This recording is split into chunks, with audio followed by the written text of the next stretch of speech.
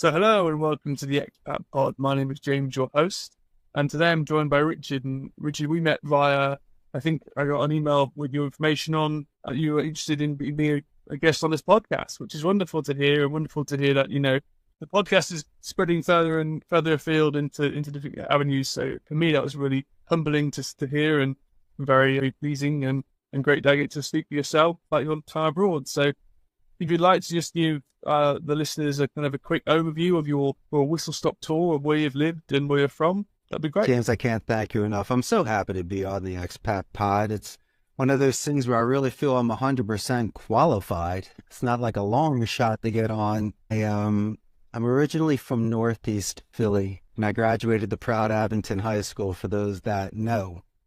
I decided to be a Spanish major, so I went to the University of Arizona in Tucson. My junior year, I lived abroad. I lived in Spain. So I had a chance to taste being an expat for at least 11 months. And then in August of 2000, a very good friend of mine offered me a 1 in a million opportunity to move to Costa Rica, beautiful paradise in Central America. So I took it. I got past my parents' guilt. I was adding on to the momentum that I had being a bilingual linguist and a communicator. And by keeping an open mind and having patience, I decided to shed some skin and move here. And so I have been here for 23 years. I married the girl of my dreams. After leaving my friend's center after 4 years, I learned the business from the inside out, not the top down. And so 16 years ago, I decided to throw my hat in the ring, James, and I started my call center. And here we are today. And so it's a journey of twists and turns, but it was a long shot that hit. And that's why I'm here sharing these ideas with you and your audience today. Wonderful, thank you. And we'll get into the main bulk of the podcast. So hello, welcome to section 1 of the podcast, all about getting there. So Richard, this is where we kind of dive into the whys of your desire to live abroad and then the how as well, in terms of what you needed to put in place to be able to make that a reality in terms of everything before you left. So we can start off with your time abroad in Spain, because that's, maybe what ignited your desire to live abroad more, because obviously there's an origin to everything. You're talking about learning Spanish. Was that the kind of reason why you wanted to learn Spanish? Was you always wanted to live abroad in a Spanish-speaking country? Or? Well, prior to that year in Spain, I realized that unless you throw me in the deep end and I have no choice 24/7, there's no way someone like myself with my maturity, structure, and discipline was going to learn Spanish. As much as I loved it and had motivation, I really had to live it. And going to class in college and practicing around Tucson, it was good, but it was keeping me at an intermediate level. But anyway, let's talk about August. No, I think it was July of 93 until June of 94. I was in Europe and I didn't come home during Christmas break. So I had 2 months to travel Europe with a Eurail pass. And this is before cell phones and email addresses. So, my folks were lucky to get a phone call once a week just to let you know I'm still alive. You had to be resourceful. You had to be smart, not stupid, responsible, but still have the best time of your life. What a time. What a time. I had 55-minute conversations a day. I can't tell you how many books I've read, especially with the muscle memory. You start trading and pounding out those books. Meet people from everywhere in the world, and everyone's beautiful. It's bohemic. People share recipes and thoughts and ideas and clothes and momentums, and people are the first ones to open doors and help you lift a bag or walk with you to a youth hostel. And did I stand out? Sure, I was the token North American gringo. We're in Hollywood. We do these things in, television and movies, so it's the certain culture the world knows, but you shatter some misconceptions sometimes. I'm not 90210, and I don't live in New York like Friends or have these sort of things that people have images on. We may live differently, and it's very humbling. Because what makes you the coolest cat in town in northern London and in Philadelphia doesn't mean anything when you're in Corfu, Greece at the Pink Palace. Or you're in Tangier waiting for the ferry to get you over there.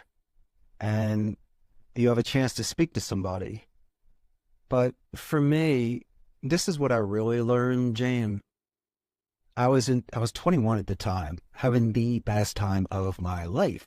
But I also realized that when you're in Paris, when you're in Prague, if you're in Venice, and you're in the youth hostels partying all night and all day, those museums only have limited hours, and you might need to take a bus to go see some ruins. And as much as Billy, Joey, and Tommy said they're going to do it, they're passed out. They're not going anywhere. And so you have to decide, do you stay in bed or do you get up? And do you get on that bus? You might have to roll solo. You might have to ask directions or use the Let's Go book. That was the one back in the day that would tell you where to go. And about 70% of the time I rolled solo. It was very rare that someone would get up early with me to get some coffee and get out the door. And so I saw the museums. I made the efforts. I just wasn't forced on a Sunday by my parents instead of playing baseball with my friends. And I grew up so much that year. Even though I was young, I was just seeing the beauty of life, paintings and buildings and certain things that are just so old, and all the people appreciating it. And so you had decompressed time. You could let your mind wander. You could soak it all in. You write a journal. I don't know. But that, to me, if you want to talk about one of the greatest coming-of-age growth moments of my life to make final decisions in life, that was one of the greatest drugs I ever took. Living life, being a Renaissance man, just seeing new things. And I knew that I had to make sacrifices, be selfish, and do certain things in order to continue this adventure, because unless you're very fortunate with a wealthy family or a luxury trade, chances are once you're done that roundabout, that vision quest, you're stuck. You might have a mortgage, kids, you can't move. And then you realize that you're in this quicksand. And so for me, I just wanted to dart around those sort of traps. And, but yeah, man, that kicked in that year. It kicked in big time. And when you're sitting somewhere having coffee, speaking in a second language, you feel good about yourself. You realize that all of that practice, all of that time, this isn't just a movie or a play or a memorized 5 lines. You are doing this. This is now a part of you, and it should be accepted on both ends. And what happens there is that people see this, and you can anchor with individuals, and you start getting more invitations to people's homes. You start learning the right culture and the right mannerisms, so conversations last longer. You get introduced to more people. You network better. You show engagement and active participation, not just being a spectator that's loud and expecting things. And so it's almost a metamorphosis, my friend. It's a blending. And if you're able to do these sort of things and do it naturally, every day is a Saturday. Every night's a Christmas Eve. And when you meet people, you glow, and they wonder why you're in such a good mood. I'm just having a wonderful day. And you don't let these things that creep in your mind back home from the naysayers, gray believers, the routine, and what's expected of you. And then all you're doing, buddy, is just chipping away, but there's no exit. And time goes on. So your Expat Pod, it's almost like Papillon getting off of Devil's Island. You're also talking about a selected group of individuals that were looking for certain types of liberation. It's very rare. And especially those that follow through. But we all have one thing in common. We were looking for something. For me, it was to leave the castle, James, so I could slay a dragon, save a princess, and be a prince. I needed adventure, but everybody has their one thing that they're looking for. But the most beautiful thing in life is if they're willing to sacrifice it all to see if they can get it. And so that's my thoughts on that topic, buddy. That's great. On the initial kind of start of that journey, then you're studying in Arizona. You're studying Spanish, you said before. Did the university offer you the chance to do your year abroad, or was it something you had to go and take yourself? They had a fantastic language department, communication and second language department. I did pay for and ask to go abroad. It was offered to people. Most people took a semester. It was encouraged. If you were taking second languages, they almost said, yo, man, go to France, go to Germany, go to Spain, check it out. And I said, I'm doing the full year. Of course I am. And you want to hear the coolest thing ever? When I got to Spain, I was at a private school first, and then the second half of the year I was at the University of Sevilla. So I was at the Escuela Internacional San Pere in El Puerto de Santa Maria, which is right next to Cadiz and Andalusia. And then I was in Madrid for a month. And so when I got there, I was under some pressure because I wanted the good grades. I'm studying and this and that. The guy pulls me aside and goes, "Hey, Richie." I go, "Yeah." He goes, "You're abroad." He goes, "As long as you just don't not come to school, fail the test, and cause problems, you're going to get an A." I go, "What?" He goes, "You're going to get an A." And I'm taking, 12 units a semester? What? This is great. You should see what that did to my GPA. So what that did was, it's almost like free play. It's almost like when the teachers would bring in a television and a VCR for class. You're not getting a quiz and you get to watch a movie. I don't know what that's why he was a professor. He could grade me the old traditional way, but this man says, "Don't you dare take that 10% demon and ruin your year." He goes, "Young man, you just do what you need to do and forget the grades. Just experience your life." And I paid it forward. I respected the man. I could have blown it off, did the minimum, still got the A, and yeah, we all won. No. But in the time, I learned my subjunctive. I came to class. I showed the respect. So it was an excellent deal. I wouldn't trade it for the world. So anyway, getting back to the college deals, no, they offered that to you, but I needed a little more, my friend. So I interned for Telemundo. Jay Cohen, who was the owner of Telemundo for the Phoenix and the Tucson stations, that did be an incredible internship for 20 hours a week doing promotions and public relations. So I got to meet some of the celebrities and the personalities, but I got that real work experience from amazing professionals. Was it for the resume? Resume. I'm 20 years old. What's this thing going to do for me? But I wanted to get the feel for it, to see if I should really invest this Spanish in a career. Is it enough? And James, there were just so many positive reinforcements. Even post-grad, when I graduated college, I worked for the importers of Corona. So go figure. Whatever it was, this was a very good investment. I was getting a return on it, and it was fulfilling me. And, it's just one of those things. Just don't be an expat. If you're going to go to a certain place that has a second language or certain culture, something to learn it anyway. It makes the time easier, and it will make the enjoyment, a 10. It really makes the difference. No, completely. I think you have an interesting viewpoint on studying abroad, which I've heard from many of my friends who've done a very similar thing. They're Brazilian, and they studied with me in Liverpool, and they said, "We just need 40%, and we pass. That's it. Just need to get 40% average for the year, and I'll fail an exam." And they spend most of it traveling through Europe. So they, every weekend, every month, they'd be going on the cheapest flight they could find on Ryanair and traveling, because that's the reason they're there. That's the whole point of the Erasmus or the international exchange, was to the cultural side of it. So it's seeing other parts of the world. It's learning language through living, which they got a lot more out of. And I think you had a very similar experience, it seems, which is great.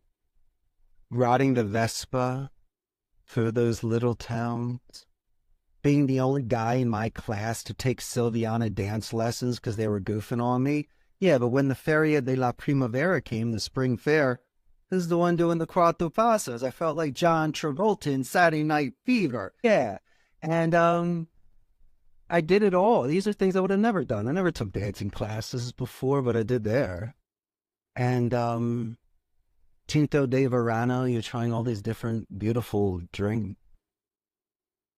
But you're right, my man.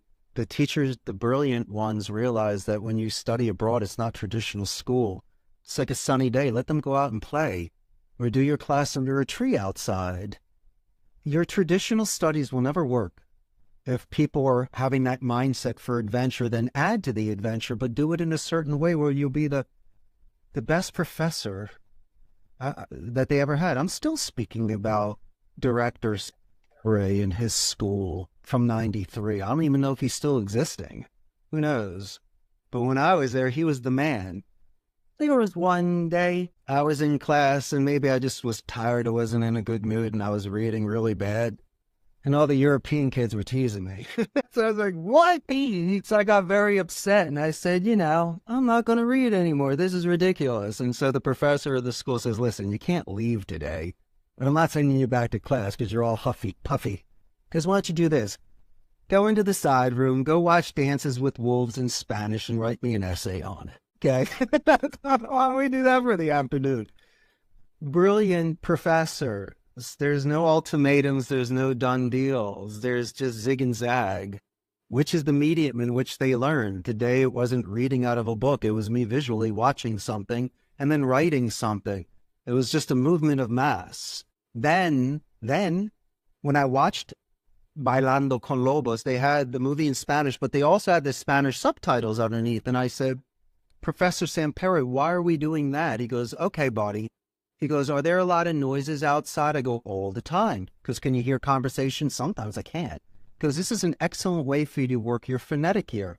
Gunshots, horses, dances with wolves, where all that noise and they're speaking, there's a very good chance you're going to see underneath 20% of what you hear, but 100% of what you see. So then you can start like you do with English. You can get a third of a word and still kind of get it. And so he says, train your ear.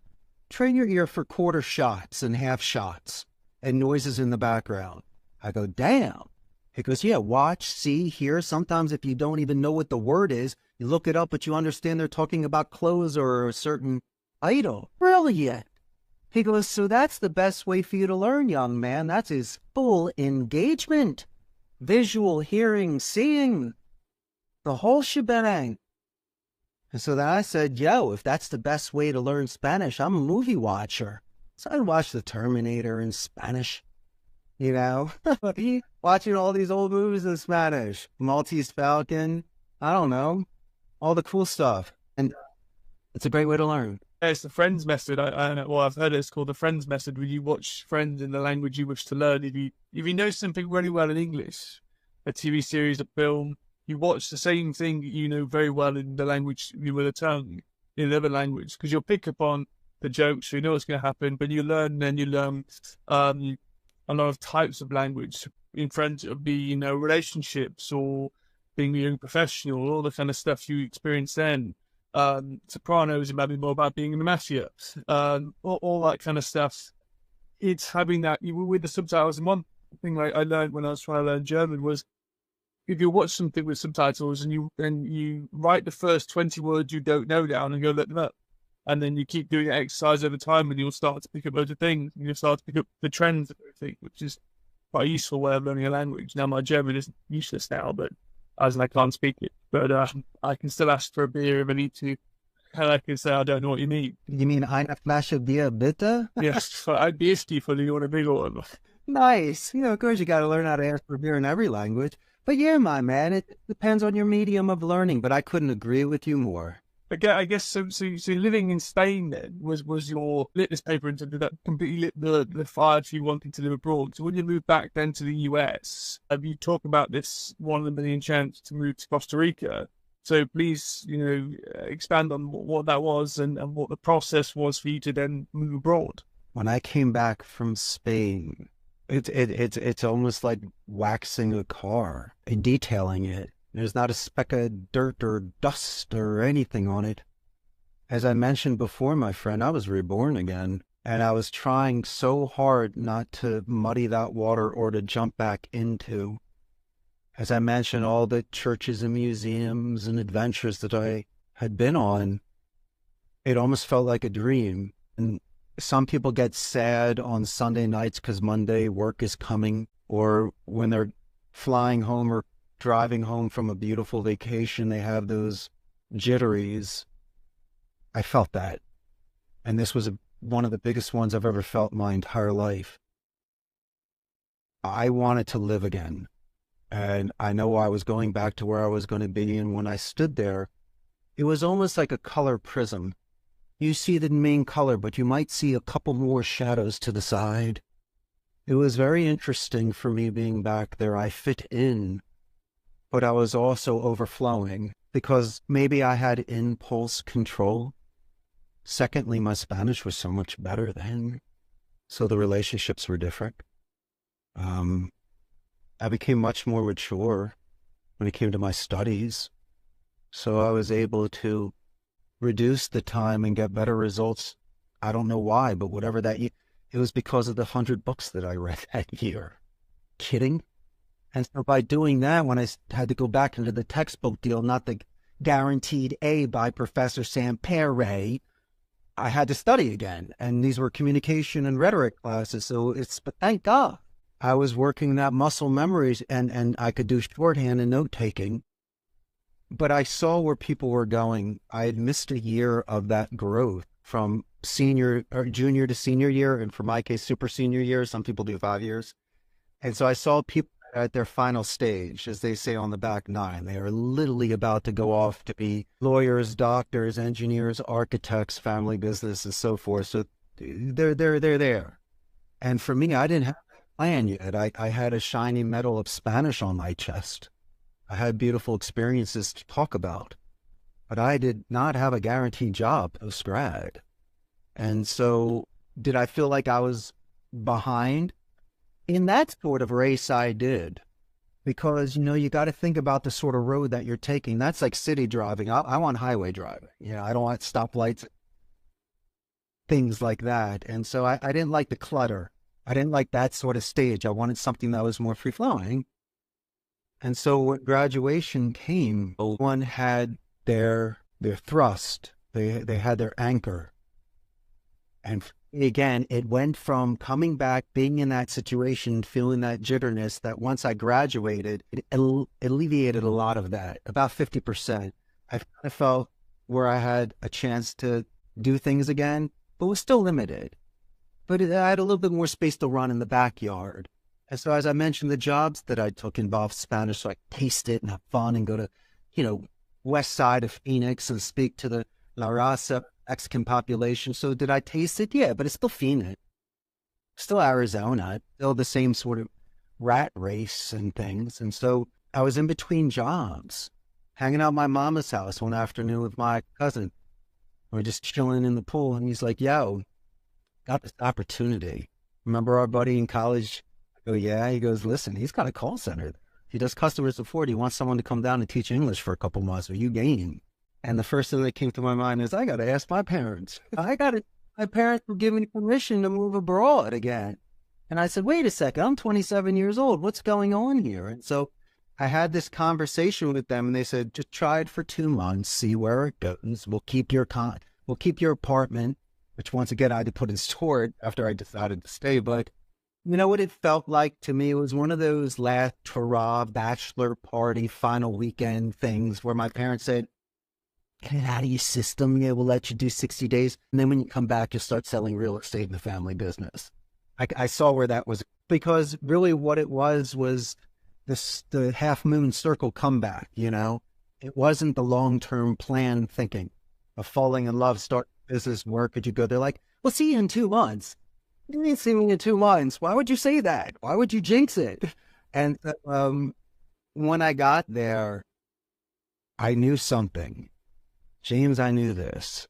If I did not do everything that I possibly could to stay in this beautiful Central America paradise, I might never get this chance again. And so after working with my friend for 2 months, we had a conversation, and almost at the same time I said, can I stay? And he's like, do you want to stay? I was like, what? You just say that? And, it's really not good to see a grown man cry.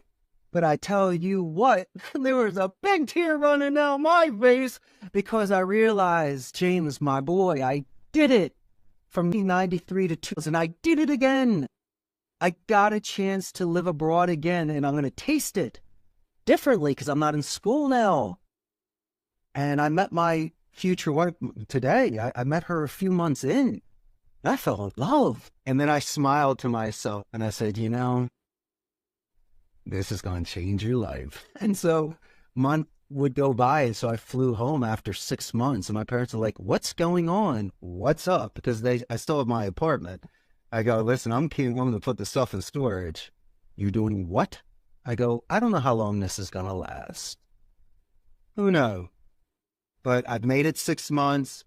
I might get another 6, maybe less. Why don't we just put the things in storage? Because when I come home, plug and play, we're ready to go. And they're like, okay, 6 months. Nice 6 months. They tried to do it again, James. They tried to do it a second time. And it didn't happen. 6 months turned into years. And then we stopped counting. And but that's where it goes sometimes. Because you know how fast time goes. Unless you plant seeds now, or you should have done it yesterday. Things just don't happen. So you from time to time need to slow down and start putting down some roots to let things give you that stability. It's kind of like the old saying, the best time to plant a tree was 20 years ago, and the second best time is today. I was trying to quote that. Actually, yeah, you got that for me. Yeah. The tree. Yeah. You're right. No, but I completely got your point. It's really interesting. I think, families can have certain expectations for you. It's difficult for them maybe to realize that it's not what they want for you is not what you want for yourself. And it takes a lot of bravery from their point of view to allow that to happen as well. You know, you've got to fundamentally be the one who breaks the mold or takes the risk, and anyone who moves anywhere is brave. I think bravery is a trait in every single person who lives abroad, because it's not easy, and it's easy just to say I couldn't do it. It was too hard, they wouldn't let me in, or whatever. There's always an excuse. If you have gone and lived abroad, or do want to go and live abroad, then you've got to go and do it. And then if you don't like it, you can always come home. Most of us can always come home. Obviously, if you're leaving for reasons of tragic reasons, then it's a bit difficult. But most people who choose to travel or do travel tend to have a choice to go home as well. Even if it does mean some pain in finding a new apartment, or whimpering home to your family and saying, yeah, it was difficult, I know. You still learn something. You still learn what you don't like, but you still learn how not to do things. And you learn what you want to do. You might be back home without knowing you're going to be, in 15 years' time, regretting not taking that chance when you had it. When we're young, and I believe we're always young, because old is 15 years older than you are today. You should always take a chance at doing something. It's great to hear that you've done that, and you've found that way to achieve it. My question next is a bit more about visas then. So when you took the chance to go work in the call center and teach English, what was it like in terms of getting a visa? Was it quite simple? Was it just you a tourist visa? Did you go on a working travel visa? What was that process like? Very good point. I was on a tourist visa, and the fact that I was doing a position at my friend's company was not taking away a job from a local Costa Rican because of a native English-speaking teacher. It was just one of those things where every 90 days that I'd have to leave the country for 72 hours. So I'd either go to, Nicaragua for fishing on Rio San Juan, or I'd go to Panama and go to Boca de Toros and do some snorkeling. And so it's a great vacation every couple months.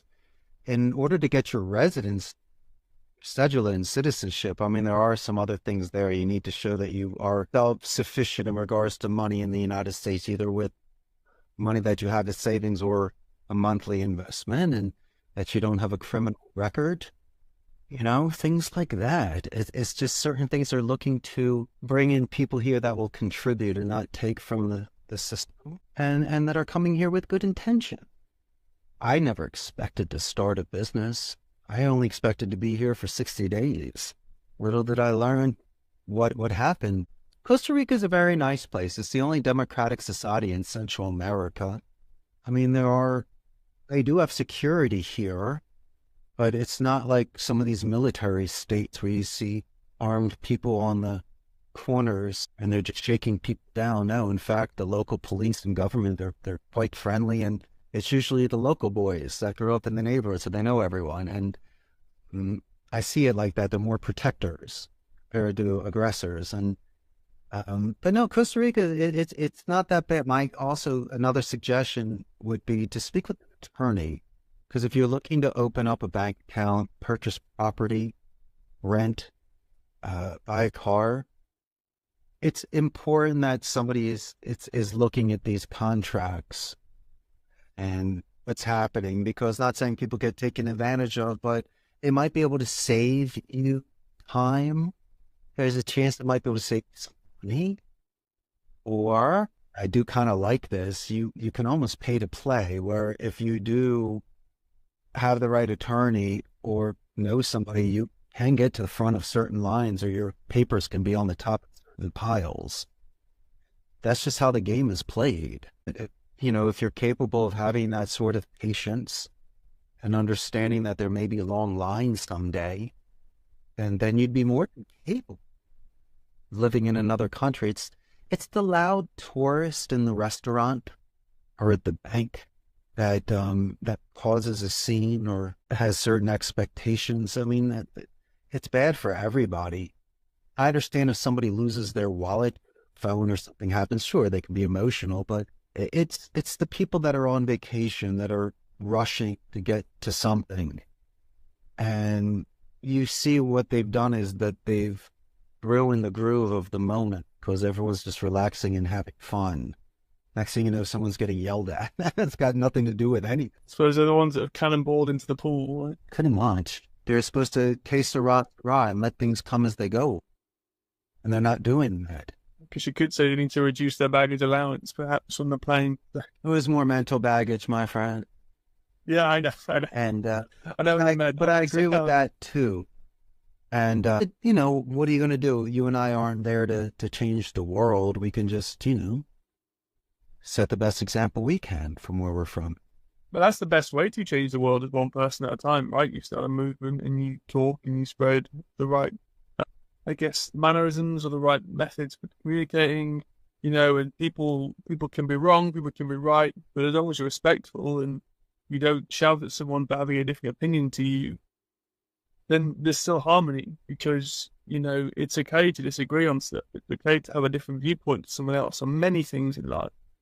And that's why democracy works. It gives everyone a chance to say what they want, and if they don't get it, then they have to accept that the consensus is bigger. And if you don't like it, then you leave and you go somewhere which maybe does agree with your views on certain things. And, I guess that's more and more difficult with the world being a lot more closed at times. It doesn't allow people to find where they feel like home.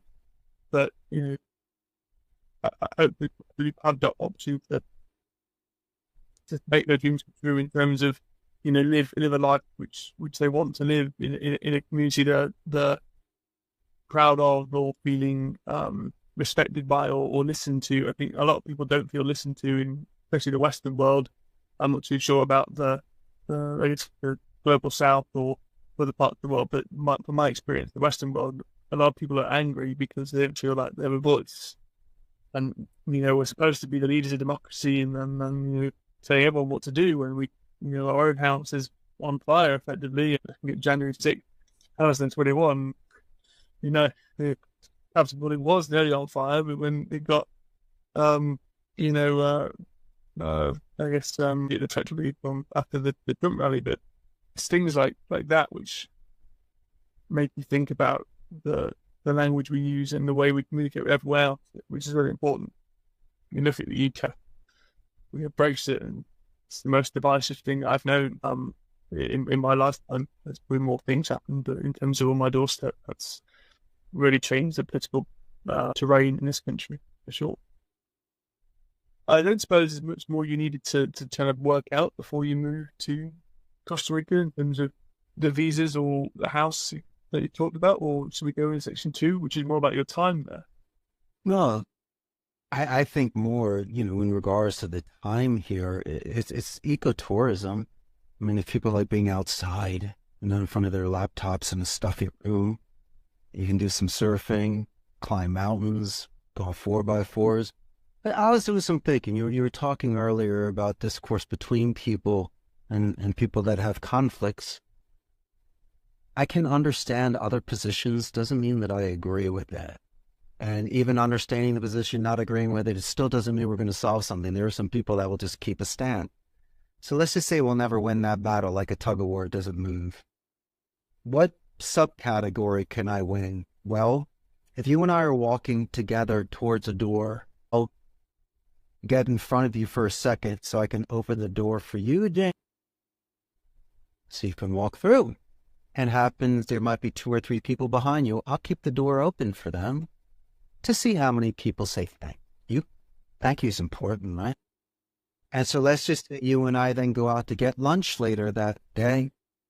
We see somebody with a name tag, Maria, right? making us our sandwiches. You and I will naturally say, hello, Maria.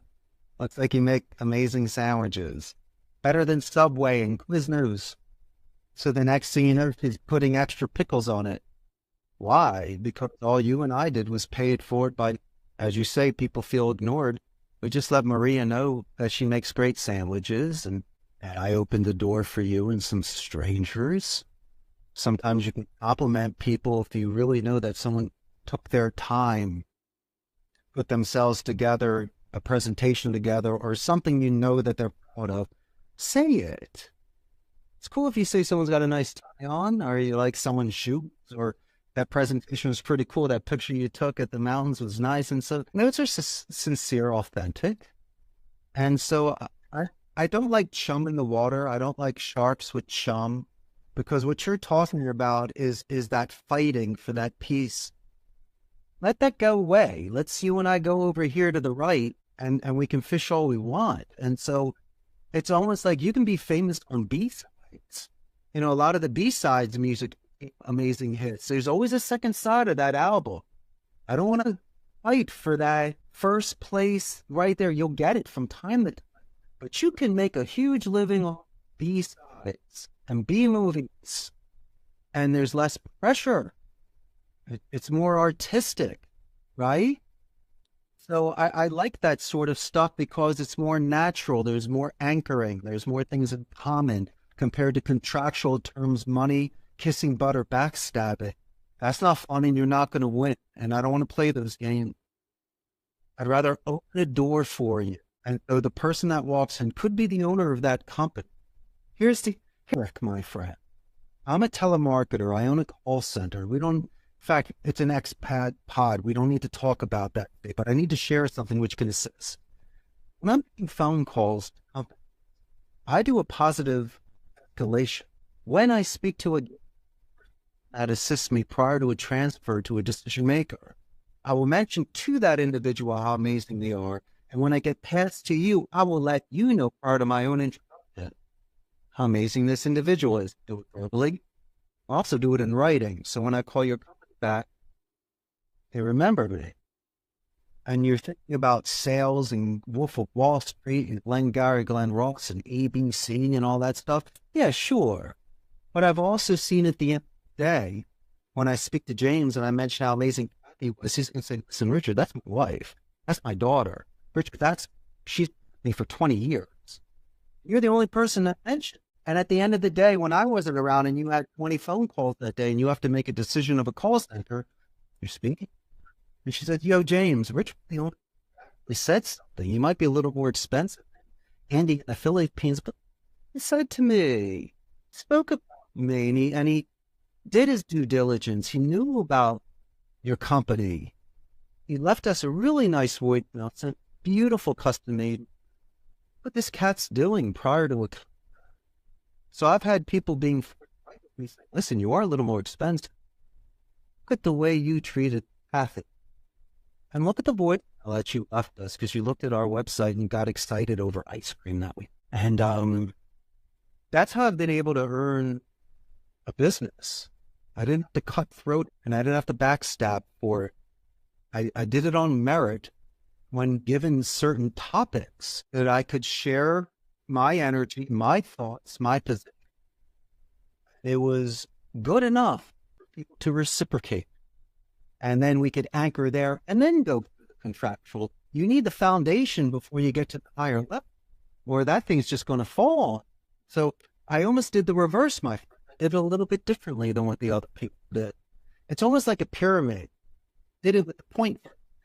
I needed that to go to balance the rest. Yeah, I think your method is actually that, well, as you've proven with your business, that it is the better way to do it because, yeah, so you're saying about cost and it's more expensive to use your call center than someone else, but the way in which you approach a call or a sales pitch to the company would then mirror how your office would work for that company and their prospective clients or the customer service requirements. And if you've got that level of service before even getting paid, what are you going to do when there's money coming to you? You're probably going to mirror that. And if they see, if this is the the, you all being the ambassador for your company in that way, they'll go, well, okay, maybe it is $5 more per hour or whatever. But if we get happier customers, that usually, returns better sales. So actually, it's an investment to spend a bit of money in this part of the business. Well, my good friend, let's also be realistic. Let's just say someone is half my price. If you are able to do 10 calls an hour, I can't do 20 an hour. It just doesn't work that way. I can't invent more time. But you said the right thing, sales. Forget sales. Let's use soft skills.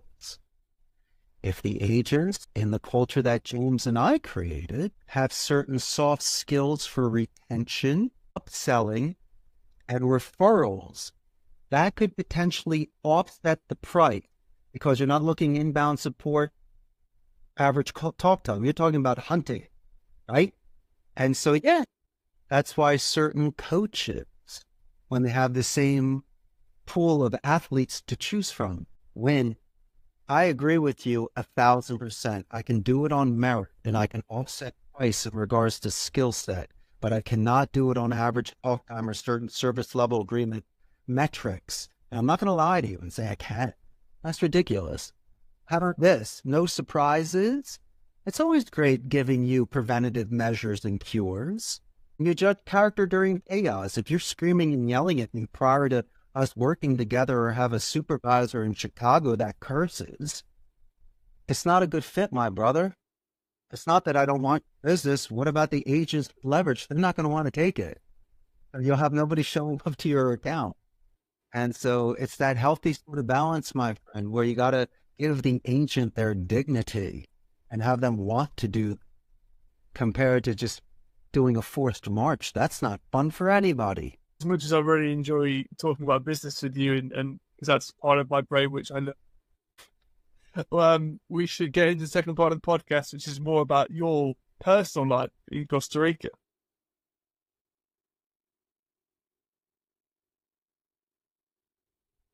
So I know, and welcome to section 2 of the podcast, all about being there. Now, Richard, you've shown a lot in your first section, which is incredible to listen to your passion and I guess initially your passion for your year abroad and how that ignited your wanderlust and your, I guess, constant yearning to learn and have adventures. How moving to Costa Rica, obviously you went for work. What was your first experience of that world like when you arrived and got off the plane and, I don't know, just landed in Costa Rica and went to go somewhere? What was that whole adventure like for you at the start? Let's use all of our 5 senses. What did I see? Rainforest. Yeah, like out of a movie. What did I hear? Monkeys, birds. Amazing. What did I smell? The freshest air could ever breathe. What did I taste? Come on, man. Look at the food that's here. And what did I feel? The warmest weather. It felt amazing, like a warm bath. That was my first impression. And as I say, it's the kind of place you're smiling compared to looking out and saying, I don't want to get out of the plane. Well, what a beautiful culture. Pura Vida means pure life, and that represents the culture here. It's almost like going back in time 20 or 30 years. People are family-oriented, God-fearing. All the neighbors know one another. People walk arm in arm, hand in hand, kisses on the cheek, which I always think is cool. And you see a culture that's alegre. It's got happiness to it. And it's nice seeing people in good moods every day. I mean, it's really rich in regards to food. I love eating a lot. I mean, you still get your fried, but some of their plates are really delicious. And you're talking about some of the most lush farmland. So when I go to the farmer's market on Saturday, it is the freshest of fresh, exotic fruits, vegetables, and, the stuff you're used to. And you can eat for a fraction of the cost. If you're looking to have a healthy lifestyle, it's almost difficult not to eat that. So physiologically, you feel good. Mentally, you start feeling good. Your skin feels better. Your body feels better. And you're saving money. It's not imported or frozen. I mean, stuff is so fresh. I've never had when you start eating carrots that were literally poured out of the ground that morning, it's almost like coffee here. The coffee is so good, I drink it black. You don't want it any other flavors. And so some of these fruits and vegetables, I want to taste it to see really what it tastes like when it's the freshest of fresh. It's like when I was fishing, people would cut the tuna on the boat, a little wasabi and some soy sauce. Now you're jamming, but you realized about transportation, frozen food, and freshness, and how your stomach feels when you eat certain food. So that was a huge eye-opener for me. And then when you leave the city, the national parks are incredible. Pay just $1 and you're walking around with, waterfalls and all the different butterflies and birds. And not saying I'm, a stamp collector and bird watcher, but when you're in paradise and you see gorgeous animals flying past you and running past you and frogs of different colors, you can't just stop and see the beauty of this painting. And you see some of the greatest surfing in the world. All joking aside, there are international tournaments that are here. And so you will see top performers, and it's a surfing environment. You got Malpais, some of the best, Hermosa Beach. And that's incredible. And what I also love about Costa Rica is that you see the palm trees going up to the beach, to the ocean, where I grew up going to the shore was in Jersey. Nice and cool here in Margate and Ventnor by Lucy, getting your Dino and Sacco subs. You're still seeing these beautiful $2 million condos that are right up to the beach, and it's nice and everything, but there's a big difference between seeing a lazy tree that he could lie under, and you look left and right, and there's no one around. So let's go skinny dipping. It just has, and you really feel like you get to see, and there's no noise, there's no music, there's no distraction, there's no McDonald's. There's no 4x4 hot wheeling on the beach. It's just, you get a chance to go away and just enjoy your full day and have that picnic if you want. We have hot springs here. Abacon Resort's the most famous. It's by Lake Arenal and the, center of the country. It's gorgeous up there in regards to their pools and flowers. But then if you travel to, let's say, Rio Celeste, a little bit west of that, you have places that aren't as touristy, but to me, it's more natural environment just to be there where it's not man-made, where you find these little treasures of hot pools and waterfalls, and you stay in these cabinas, these cabins in the middle of nowhere. And that to me is an experience compared to a Four Seasons or a Marriott, which is beautiful and I've enjoyed it. But when you hear the congos or you see the Rio next to you and butterflies are everywhere and you're having that coffee in the morning, it's just, man, you can't beat it. Time stands still. Why? Because you ain't looking at your phone or your watch. You don't know where you're just hanging. That's why time stands still. You don't know what time is. Normally, when you're in the city or if you're working or you have a day off on the weekend, you wake up an hour or two later, morning, whatever. When you're on vacation, you finally look at your watch and it says 5:45 or 6:15. You're like, wait a second, I thought it was 9 o'clock. Nobody. Yeah, but I went to bed late last night. I know, my man. How come I'm not tired? You know the answer, huh? You need that nonsense sleep when you're grinding. When you're living, you need minimum sleep because your body's just moving and you feel great. And then you start asking yourself certain questions at that time while you do certain things when you go back home. And so I guess, James, I was able to chip away a lot of the fat in my life and replace it with things that were much more comfortable, a little more legroom.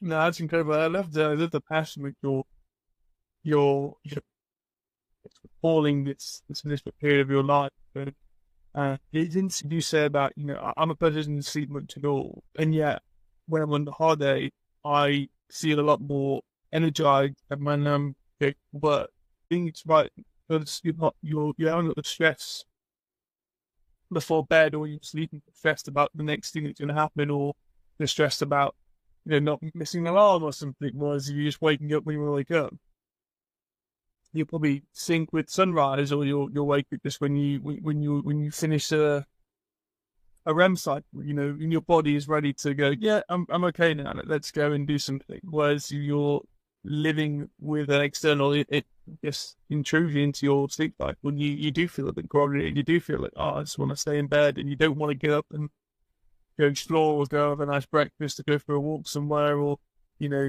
see the ocean, or just read something and talk to someone and learn something. You've got to go and sit on Excel for half a day, or you go do a presentation or something, which, and they can be incredibly rewarding, but for the majority of people, it's not what they want to do with their day.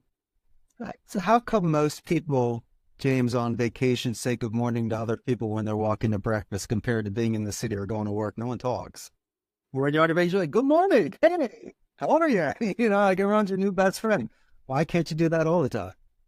Why does it just have to be because you're sleeping and on cloud nine?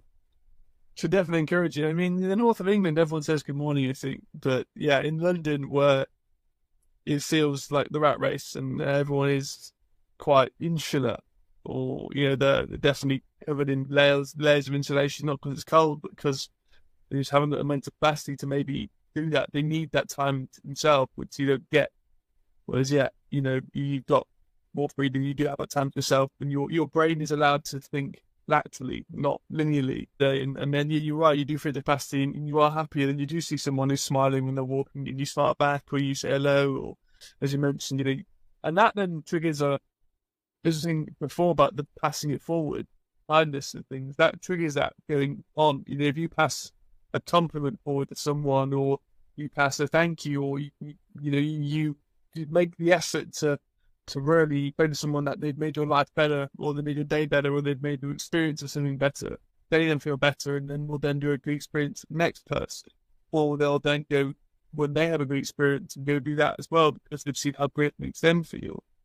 Yeah, hopefully we encourage it more. And it's great to hear that your life and your move has, I guess, been hinged out in yourself, and not in a bad way. People say unhinged, it's always a negative thing. Oh, you go off the rails, blah, blah.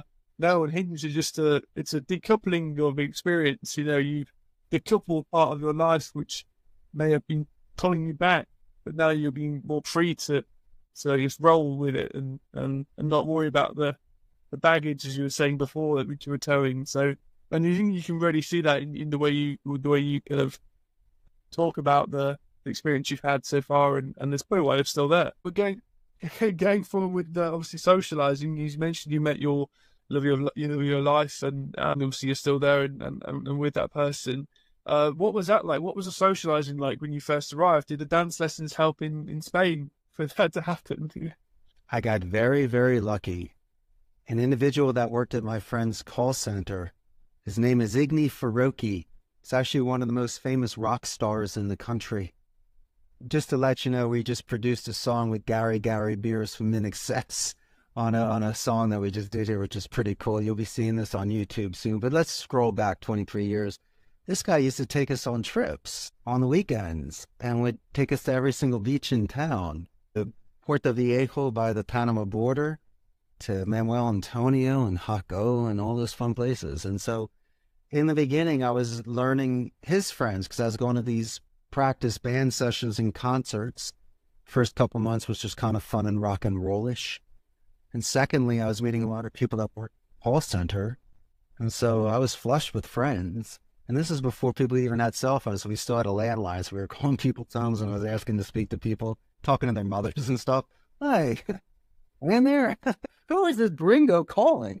But it's that was kind of fun because, back in 5th grade when you call someone's home and get embarrassed to speak to parents, kind of felt that way again. No, it's your idea. I'm going to say, it feels like being in school, like, hi, can this person come and play? Of course. In my Spanish, it was so, to them, it was suspicious. Sometimes shady. Yeah. But anyway, I did it. But, socially, this place was nonstop. There's mucha marcha. There's a lot of fiesta. It's a lot of fun.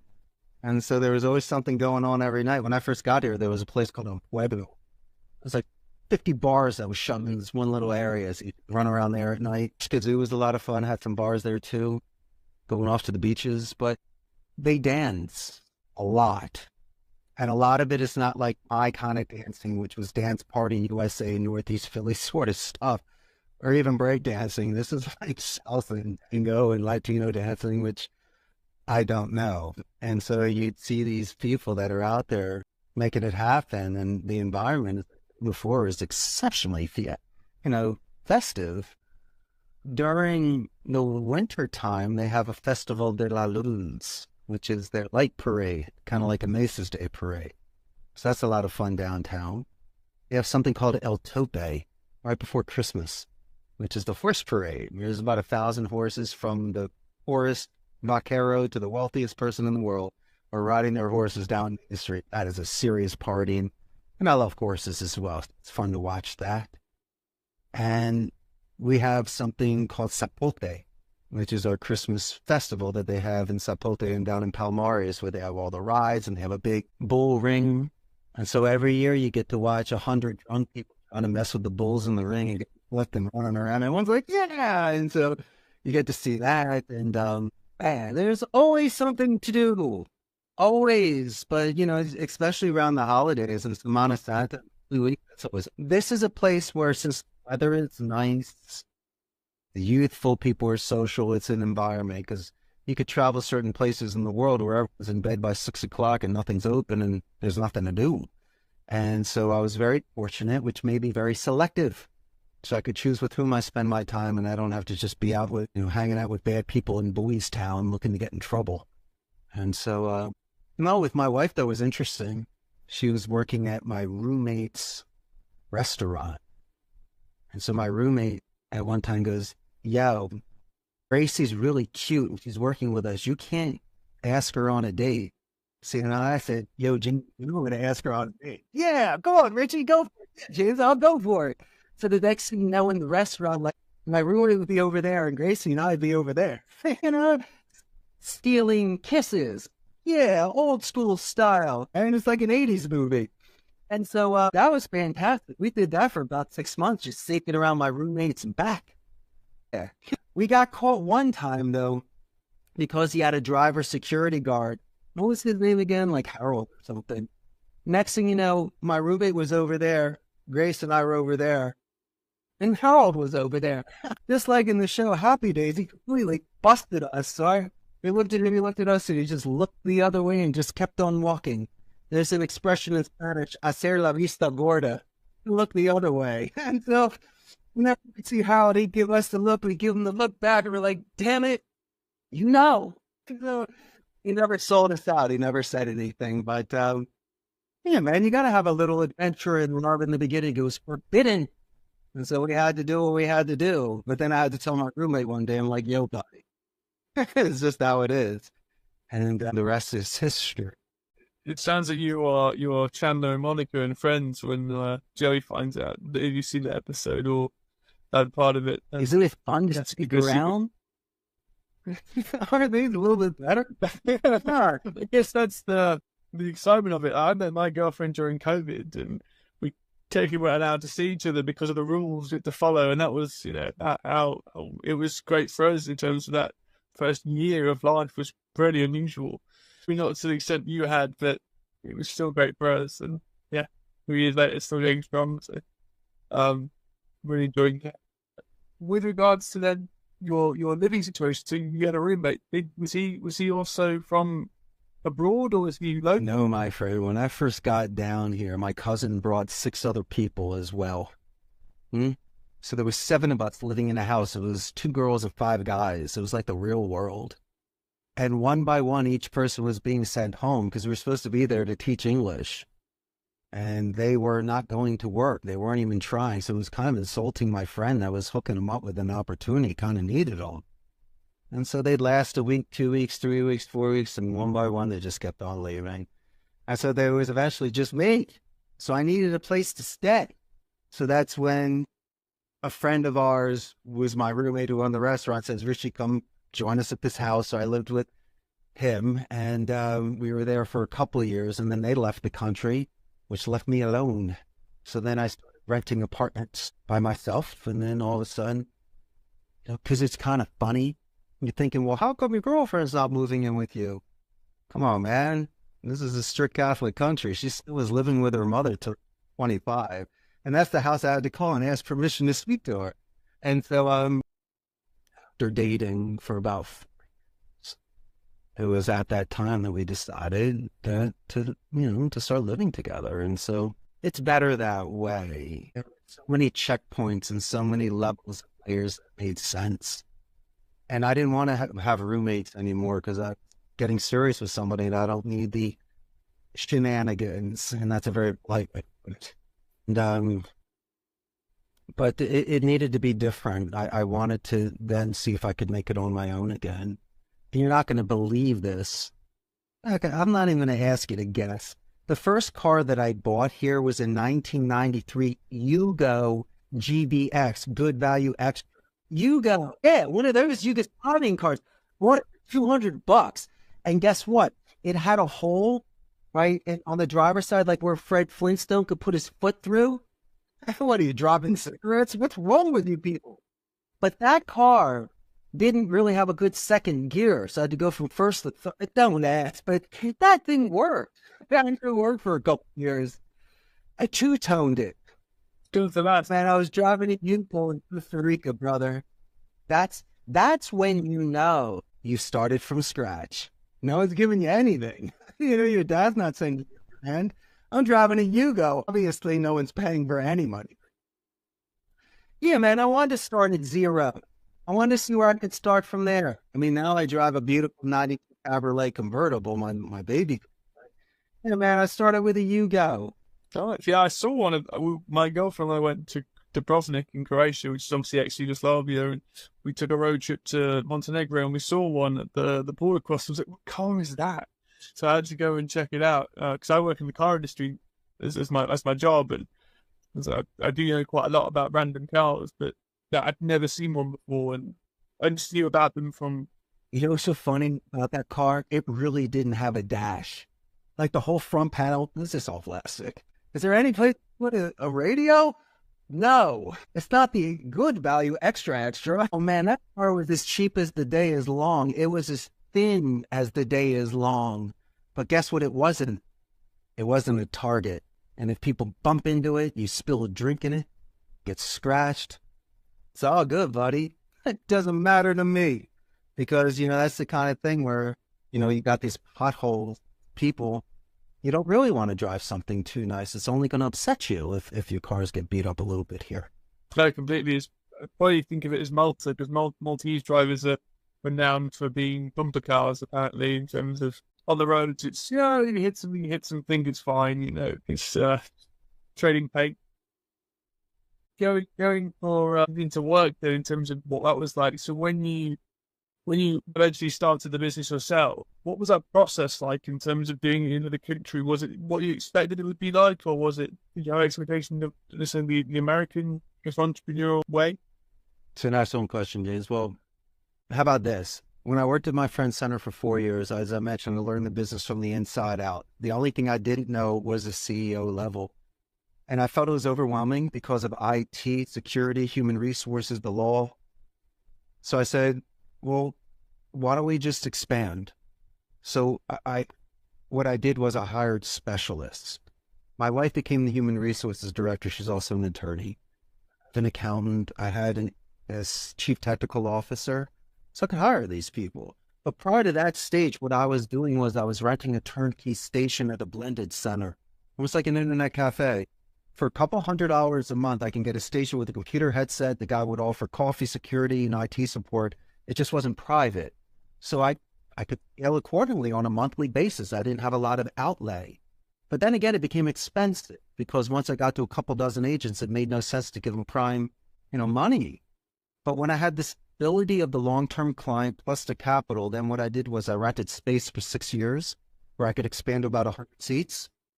And in my industry, there is an attrition, so I could purchase used furniture and top computer equipment for a fraction of the cost. So that allowed me to scale piecemeal and accordingly. I was there for 6 years. And so when I then once again had capital and even more secure clients, I purchased property, which was an old building from 1958 that was abandoned for about 7 years, and so I bought it about 7 years ago. We put on a third floor and just renovated it to 300 seats. And pretty much this is where we are today. And so in 16 years, it was slow and steady. It was cash only. There was no loans, nor partners, no desperate decisions. It was really just I mentioned before, certain sort of checkpoints so I could be responsible financially with the agents that work with me and my reputation here. And, it sucks to pay tons in taxes, but you have to do what you have to do. And you have to follow the laws, especially since I'm a guest here. And I needed, once again, experts to walk me through this just to make sure that I'm doing the right things. And but was it difficult in the beginning? No, but I think I lost my innocence pretty fast, because once you lose your first agent, you take it personal. But then when you've lost so many, it could be a natural attrition. There could be a scheduling conflict at the university. Maybe their best friend works at Amazon. Could be closer to their home. James, they could make more money. Nothing against me. James, if you and I gave somebody the walk of shame or deface them in front of others to make them cry like these bosses that want that power and ego, well, then it's on you, bro. Somebody just leave because of circumstance. I can't take it personal. Maybe give me a 2 weeks notice or try to work with me with the client. But, life happens. And I've also been disappointed more than I have angry at certain individuals that I've promoted and put in certain positions. There's right bus, right seat. Either it's a forced fit or it should have never been a fit at all. But all they did was get smoke and mirrors, and they're very thin. And eventually it broke, once you put a little pressure on it or something. And so, but COVID really mucked things up.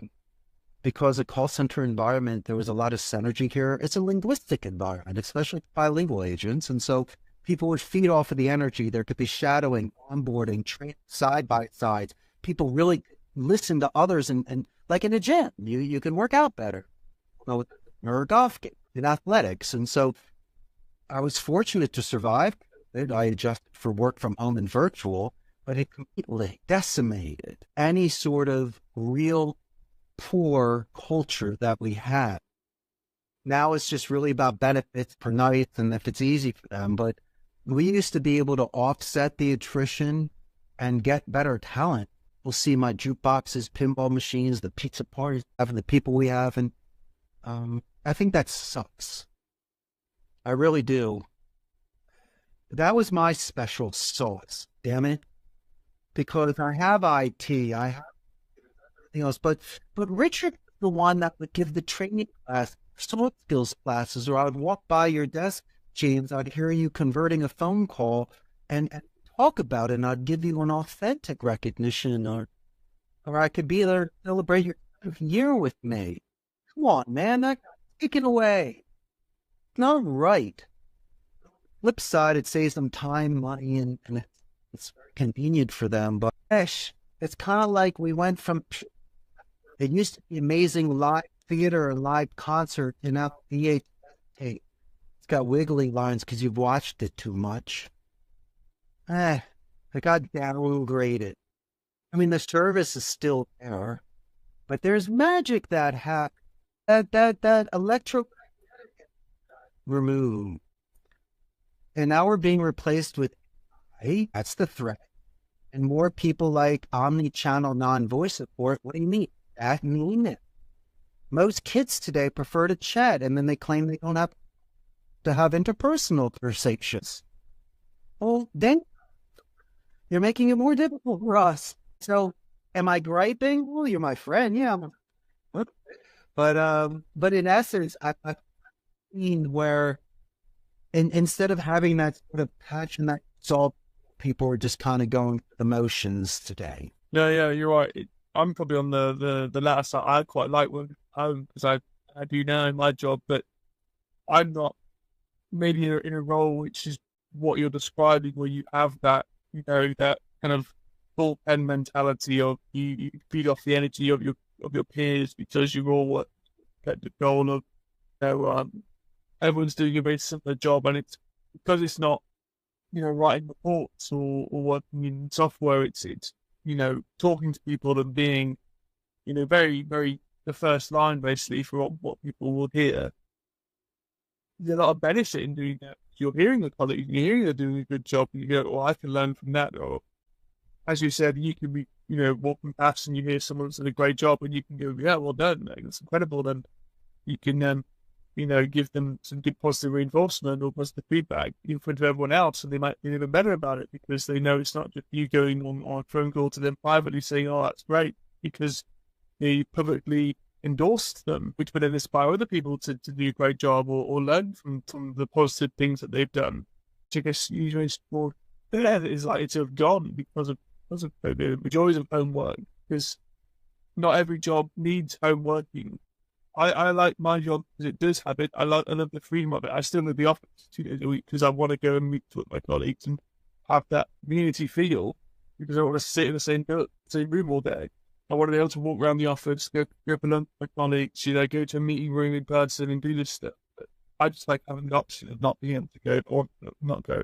But my job doesn't really need it because it's predominantly a lot of desktop-based activities, or when it's not desktop, I go and test stuff. And every job is truly different and needs that level of Venn diagram. It needs to be remote. I guess it'll be a headache for the next 10 years. So we'll find a balance and sort it out. But I think, someone like yourself sounds like an inspiring leader. And not a boss. Yeah, definitely. I found something interesting when it comes to coaching, making adjustments with people. I can always let you know, James, how amazing you are, and that's great. Let's celebrate the sale you just did. But the real mentor is the one that's earned the respect prior to giving that black and white conversation with somebody that calls the balls and the strikes. I'm not saying you were doing something poorly, but James, you forgot to ask for the email address, remember? And you forgot to mention Mr. Jones that transferred the call. Remember, you got to let Mrs. Jones know how great the guy was. And, there's certain things, soft skills on the phone that you remind people on. Why? Just to make them more self-confident and self-reliant. The luxury of my trade, with yours as well, is that you can't fudge it. So your recording speaks for you, and what you're doing with engineering, the program works for you as well. It either works or it doesn't work. And so when an engineer, a programmer, or linguist can see their work, they can hear it, and it's their stuff, the best way for self-improvement is self-analysis. And so instead of me twisting the knife or reminding you of areas of improvement, it's best that you see it yourself to straighten your own tie. And those are the strongest conversations, because once that happens, it's never done again. But if I keep trying to hit the ball and drag Johnny, we could be having the same conversations a dozen times. And after a while, it gets boring for both you and me to keep doing this. And so I've seen certain things where people lead the dance and they have breakthroughs, or we consider them cracking codes. And all that we're doing is getting to levels with individuals in regards to their mindset and maturity to things like that. But yeah, I've reduced attrition a lot by diffusing people going through a trance or a spiderweb spiral. Almost like a Jerry Maguire movie. I've seen people come in normal, have that weird phone call or something triggers them. Next thing you know, they're F-bombing everyone and quitting. It's the weirdest thing I've ever seen. Like Jekyll and Hyde, they just change. Well, I think that's a great way of ending the second part of the podcast in terms of your work career. We can go on to the third bit because I'm very conscious of time. So hello and welcome back to the podcast. Welcome to the third section. So Richard, you've been so generous with your knowledge and your sharing of all this incredible experience you've had, and what it's like to work in these environments, and also what it's like to travel and explore, and the social aspects. This kind of part is a review of your time. And the first question I tend to ask my guests is, if you go back to when you first moved abroad, be it to Spain for a year or to Costa Rica, what advice might you give yourself to just make it that bit better, or would you potentially avoid some? I would definitely give myself the advice of wearing more comfortable shoes. You're going to be doing a lot of walking, hiking, and adventuring. You don't want to be too fancy-dancy. Just make sure it's comfortable so you can make long distances. That's number one. But pack light. I bring extra shirts. You're going to be buying stuff here. You're going to be getting involved in the environment. If anything, just, go to Costa Rica with the pants and shirt you have on and start from there.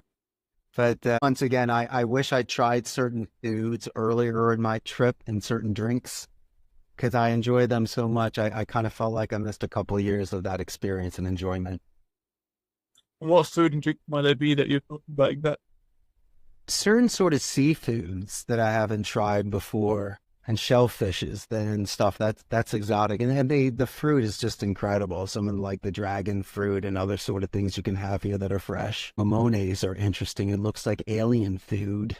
It's got all these little, it's like red with these little things, hairs that are coming out of it. You open it up and eat in the middle. It's something you'd never want to touch, but when you eat it, you're addicted to them. You know, things like that, my friend. I also like nasa con sirope. It's a really sweet drink that I enjoy that helps your stomach. So I wish I took that earlier too. That's incredible. And then what advice might you give to someone who would like to leave the US, live anywhere in the world? What might you tell them to do? Obviously, I'm not going to sound like a lecturing parent, but I think someone needs to do some sort of due diligence on where you're going. How about this? Let's get real for a second. Watch the movie Midnight Express. Don't get locked up abroad. Don't break the laws where you go to jail or get someone that kicks your ass at 4 a.m. somewhere and robs you or just gives you a terrible experience. I've seen people here that have partied a little too hard with the wrong people at the wrong time, and that got them in trouble, or they become too adventurous. So kind of like skiers that get off of paths and get lost or hurt in avalanches, people will go off of certain paths and may find trouble. And so you once again, you're in an environment like the ocean. When you go in the ocean, there are riptides. There's certain things you need to respect. And there's environments here with snakes and spiders and certain sort of frogs. There's venomous creatures here that could literally hurt you. So if you're walking around with flip-flops, your whiskey, having fun in the rainforest, look down. You never know. And so that would be advice for people too, that I want them to have a great time, but not too good of a time where it affects your experience. No, I think that is such an interesting viewpoint. No one's really said that, I don't think, on the podcast so far. At least I've not remembered it being quite a few podcasts now, but they've always just said do it and make the most of it and be more adventurous. I kind of agree with that to some extent, but then I think from what you're saying, it's yes, be adventurous, but also be respectful and be a bit street smart, understand where you are and take in the surrounding information you have and make an educated decision of whether you could go do this more cool thing over there, but what does that mean? Might it be with a dangerous crowd or whatever it might be? Maybe do something stupid, perhaps. There's still just some things that are fun and cool and exciting, but the level of stupidity you need to avoid before you become an narcissist. Think about Amsterdam. What you have in Amsterdam, leave in Amsterdam, or gifted in Amsterdam. That's what you do. You don't bring things with you on the Eurail, or you're trying to get into Czechoslovakia. What the hell is wrong with you? There are some people that would really party on the trains and that would take these chances with hash and stuff, and I would walk away, far away. It's not the time and the place for stupid things like that with stupid people. And that's all. I'm not trying to, as mentioned before, I'm not trying to sound like a lecturing parent, but the last thing you want is to get arrested. Sure, yeah. I was just saying, is there anything else you wish to share about your life abroad in terms of, things you've done, achieved, proud of? We kind of covered most of it in the segments we've talked about already. And James, I can't thank you enough. Let me wrap this up in one big bow. Just don't be hard on yourself. Expect everything and nothing. And if you get something, be appreciative. And the craziest things are the little things will mean the world to you. And the things you expected so much and paid top money for will disappoint you. And so, but it's not for everybody. You miss your family. There's certain luxuries you have at home and things that you're familiar with. But I've been out of the country for over 2 decades, so I'm not used to that anymore. It's a novelty for me. And I like to bounce in and bounce out. My life is here. I've slowed it down, brought things in, and I like this pace. I think that I'm going to live longer this way. And when people see me, they say, you look good, you look healthy. And I say, yeah, because I'm being true. If you don't have a heavy heart and a heavy mind, you can really live well and you'll feel better. And so also just test things first before diving into it. Maybe try it for a week, 2 weeks, maybe a month, right? And see if it's something that you do like, because a lot of people will rush. They'll sell everything, pack up everything, move here and try. And it's okay. Sometimes it works, but that wouldn't have worked for me. I needed to live with people. I needed to see things. I couldn't have just come down here and bought a house. I wouldn't have had the friends that I met and the experiences that I got. And so there's nothing wrong with going old school. And some of the best experiences you have are in these hotels or hostels or community areas where people just are in a sharing mood. You're not isolated.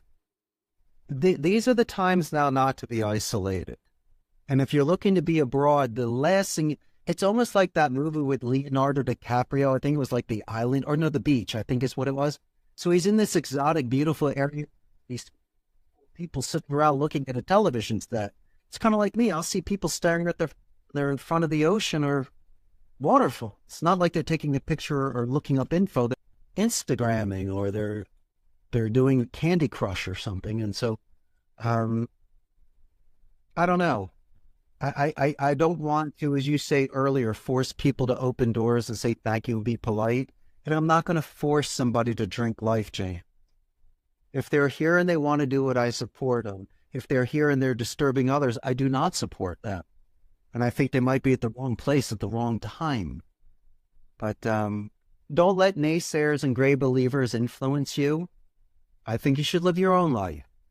And if it's something that, as I say, you have honorable intentions and do good things, then by all means, you should follow through it. Well, I think, yeah, that's a thank you to you for the amazing energy which kind of brought to this conversation. It's infectious. And I mean that in a wonderful way, in terms of, since we started talking, I finished a full day of work today. The energy I get to talk with you and really kind of being a third fan warning in your story has really inspired me to go, I'm going to go to Costa Rica now and see what it's like. Yeah, man, I got options. Yeah, thank you for really throwing yourself into this call, and guests like yourself really do make the podcast. I've made the whole experience for me. So yeah, please, I just want to thank you for that. And really, my last suggestion for any American that's planning on moving to England, especially London, like I said, the due diligence, you should watch Keeping Up Appearances with Hyacinth Bouquet or Bucket, whichever way you're going to do it. Because if you watch that, you'll learn the English culture. Then you'll be able to, like you say, with friends. Then I can learn how to get along in England. You know what I mean? What a great show with Riparian Entertainment and Onslow and Daisy and Rose. I loved that show. So anyway, I had to give a plug to Keeping Up Appearances.